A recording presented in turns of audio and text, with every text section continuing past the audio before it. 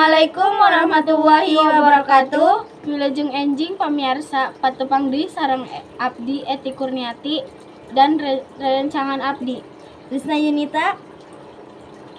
Dina warta Sunda, warta anu baris dikapidangkeun ayeuna nyaeta edar banjir. Pamirsa, hujan gede di bareng angin ribut di Desa Cimeong, Kecamatan Raja Singa. Nu biasana tara kabanjiran ayeuna kabanjiran. Ribuan warga Cimeong kapaksa ngungsi.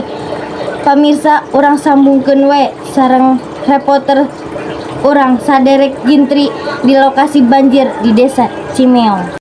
Iman di Cimeong karendam banjir ieu disebabkeun hujan turun ti poe Salasa wengi tabuh 10 nepi ka tabuh 5. Banjir ieu ge disebabkeun sampah nu numpuk di aliran cai. Sakian laporan ti abdi. Sakian warta anu tiasa disanggakeun, wilujeng tepang deui dina warta anu bakal dongkap. Wassalamualaikum warahmatullahi wabarakatuh.